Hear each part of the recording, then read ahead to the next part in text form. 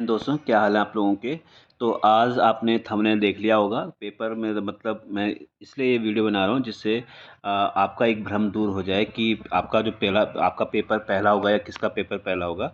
इसी चीज़ को लिए वीडियो बनाया जा रहा है।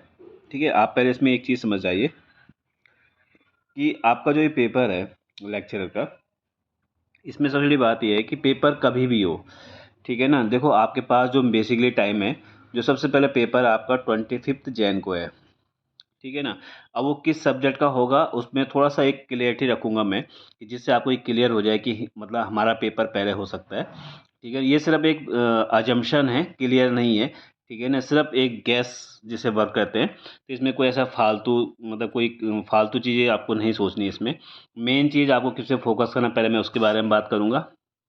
आपके जो एग्ज़ाम की डेट्स हैं, ठीक है ना, उनको हम देख लेते हैं। तो एग्ज़ाम की डेट जो आपकी है वो क्या है।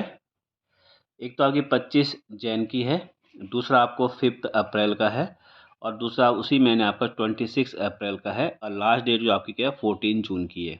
इसका मतलब जो 17 पेपर हैं आपके, इन 17 पेपर को आपको इन 4 डेट में वो एग्ज़ाम कराएगा। ठीक है ना, क्लियर। इतना आपका क्लियर हो गया होगा। अब आप ये समझो कि इन 4 महीनों, जो 4 डेट्स हैं आपके पास, 25, 5, 26 और ये 14 जून का, ठीक है ना। इसके हिसाब से 17 पेपर अगर कराएगा आपको, पता है एक पेपर जो 150 मार्क्स का है वो 3 आवर्स का है। फिर उसका जो सेकंड पार्ट है 150 मार्क्स का, वो भी क्या 3 आवर्स का है। यानी टोटल आपको एक दिन में 6 घंटे पेपर देना है। जैसे एनडीए सी डी एस के एग्ज़ाम होते हैं, एक सुबह होता है एक शाम को पेपर होता है। ठीक है ना, यानी अगर सुबह 9 बजे भी शुरू करते हो, ठीक है, वैसे सर्दी का टाइम है तो 10 बजे शुरू करेंगे। 10 बजे का पेपर शुरू करते हैं, 10 से 11, 11 से 12, 12 से 1, और दूसरा पेपर 3 से 4, 4 से 5, 5 से 6 वाला होगा। इसलिए जो पहला पेपर आपका होगा वो 9 बजे शुरू होगा। ठीक है ना, 9 से 12 का, और उसके बाद क्या 2 से 5 का पेपर होगा, 2 से 3, 3 से 4, 4 से 5, ऐसा एग्ज़ाम होगा आपका। ठीक है ना। अब ये 2 पेपर जो आपके होंगे, ठीक है ना, मतलब आपका एक पेपर तो आपका एक ही सब्जेक्ट का है, लेकिन 2 पेपर जो होंगे, इसमें जो सबसे ज़्यादा संख्या है वो आर्ट साइड के सब्जेक्ट में, जैसे हिंदी का है, पॉलिटिकल साइंस का है। ये सब्जेक्ट वो सब्जेक्ट हैं जो साइंस वाले बच्चे भी जिन सब्जेक्ट से क्या करते हैं, मास्टर करते हैं। आप समझ रहे हैं बात को। अगर कोई पॉलिटिकल साइंस वाला है, अगर कोई हिंदी वाला है, तो इसका मतलब हिंदी वाला वो व्यक्ति मास्टर डिग्री की बात कर रहे थे, एमए जिसे बोलते हैं या एमएससी जिसे बोलते हैं। जिसने एमए हिंदी किया होगा वो कभी भी क्या है, जूलॉजी, बॉटनी, केमिस्ट्री, फिजिक्स, इन सब चीज़ों से किसी से भी क्या है मास्टर नहीं कर सकता। लेकिन जिसने साइंस से किया होगा वो आसानी से क्या कर सकता है, वो क्या कर सकता है, दूसरे सब्जेक्ट से क्या कर सकता है, आराम से क्या कर सकता है, आर्ट साइड के सब्जेक्ट से मास्टर कर सकता है। तो उसी बेसिस पे आप ये समझ लो कि साइंस साइड के जो बच्चे हैं उन लोगों ने क्या किया होगा, बड़ी मात्रा में अलग अलग सब्जेक्ट से क्या किया होंगे, एमए वगैरह किया होगा। ठीक है ना, क्योंकि हमारी एजुकेशन पॉलिसी ऐसी है तो हम इस तरह की चीज़ें कर सकते हैं।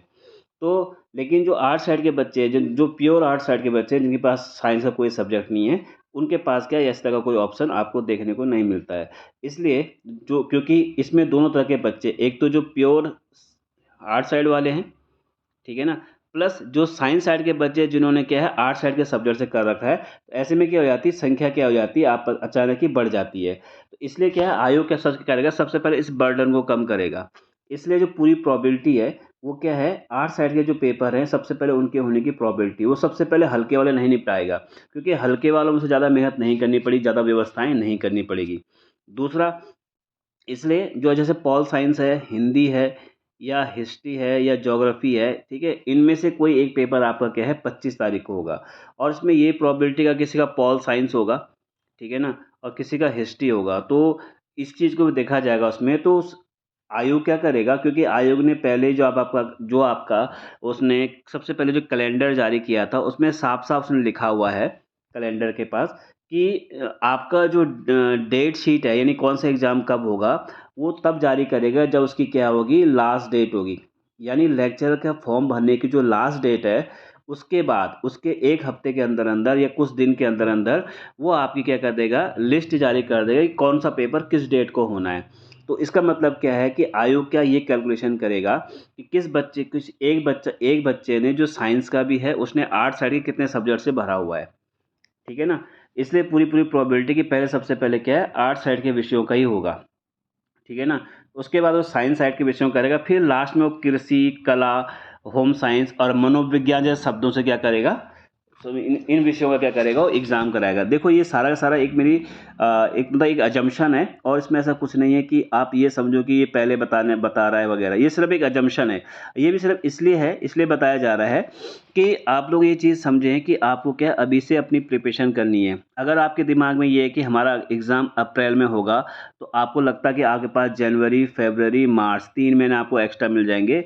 इस भ्रम में ना रहना, क्योंकि अभी भी बहुत सारे बच्चे, मैं आपको अभी बता सकता हूँ, उत्तराखंड में 95% बच्चे अभी भी ऐसे हैं जो बिल्कुल ढीले हो रखे हैं। कई लोगों ने कोचिंग ज्वाइन तो किया है लेकिन पढ़ नहीं रहे हैं, ठीक है ना, क्योंकि अभी डेट ही पता नहीं है, तो एकदम से क्या लापरवाही चल रही है। फिर शादियों का सीजन है, कई सारी चीज़ें हैं, जिस कारण क्या है, लोग बहुत ढीले हो रखे हैं, बिल्कुल भी लापरवाही कर रहे हैं। वो लापरवाही आपको नहीं करनी है। देखो आप चीज़ को समझो, 300 मार्क्स का पेपर है। अगर आपने एक कर दिया, इसके बाद कुछ नहीं होना, सिर्फ डीवी होना, डॉक्यूमेंट वेरिफिकेशन होना है, और आपको सीधा क्या है, ज्वाइन करना है। इससे अच्छा मौका नहीं मिलेगा। इसलिए आप क्या है, अभी से पढ़ना शुरू कर दो। पेपर आपका कभी भी हो, ये तो सिर्फ एक अजम्पशन था कि आर्ट साइड वाले, सिर्फ ये कहना चाहता हूँ कि आर्ट साइड वाले क्या है, अभी से तैयार रहें, ठीक है ना। आर्ट साइड वाले अगर अभी से तैयार रहेंगे, उनको क्या है, किसी प्रकार की कोई दिक्कत नहीं होगी, क्योंकि ज़्यादा प्रोबेबिलिटी आर्ट साइड के एग्ज़ाम की होने की है। कौन सा होगा ये इतना कंफर्म नहीं कह सकता हूँ, लेकिन नंबर ऑफ सीट्स के हिसाब से जिसमें सबसे ज़्यादा सीट्स होंगी, मे बी उसी का हो जिसमें सबसे ज़्यादा बच्चों ने फॉर्म भरा होगा। वो साइंस वाले बच्चे भी होंगे, आर्ट्स वाले भी होंगे, और अदर सब्जेक्ट्स के भी होंगे। तो ज़्यादातर जो लोग होते हैं वो क्या है, पॉल साइंस में करते हैं या फिर क्या हिंदी में करते हैं। तो इन दोनों में से एक सब्जेक्ट का होना चाहिए। इकोनॉमिक्स की प्रोबेबिलिटी थोड़ा सा कम है, में भी हो जाए, क्योंकि बहुत सारे लोग इकोनॉमिक्स से करते भी हैं। तो बस आपको यही चीज़ समझाना था मैं इसमें, यही चीज़ बतानी है आपको। सबसे पहला पेपर किसका होगा, तो प्रोबेबिलिटी है इस मेरे हिसाब से पॉलिटिकल साइंस और हिंदी में से किसी एक का होगा। और जितने लोगों ने क्या है, साइंस साइड बच्चों ने और प्लस आर्ट साइड के बच्चों ने जिस सब्जेक्ट से किया है, वो आयोग आपको बहुत जल्दी डिसाइड कर देगा। लेकिन जो भी है, जितने भी लोग हों, आपके पास बिल्कुल भी समय नहीं है। आपको ये लगता है कि हमारा पेपर जून में चला जाएगा, उसके बाद आपने फिर से लेज़ी हो जाना, क्योंकि जो टेम्परामेंट चाहिए होता है एग्जामिनेशन का, वो आपको तभी मिलेगा, वो आप लोगों के अंदर तभी आता है जब एग्ज़ाम से 10 दिन पहले एडमिट कार्ड जारी होने शुरू हो जाते हैं। तब आप हाथ पाँव मारना शुरू कर देते हैं और लास्ट में रिजल्ट ख़राब निकल जाता है।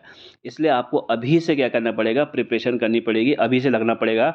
आप सिलेबस देख लो, सिलेबस बहुत बड़ा सिलेबस है, ठीक है ना। ये हल्का-फुल्का नहीं सोच सकते, इतने बड़े-बड़े सिलेबस दे रखे हैं। आपको लग रहा है इसमें 2-2 यूनिट, 5-5 यूनिट दे रखी है, लेकिन आप देखो इसमें कि आपकी यूनिट के अंदर कितनी सारी चीज़ें दे रखी है। आप इकोनॉमी का सिलेबस देखो, कॉमर्स का सिलेबस देख लो, आप जितने भी पेपर हैं इसमें, इन सब का सिलेबस देखो। ये पेपर जो हैं हल्के नहीं हैं।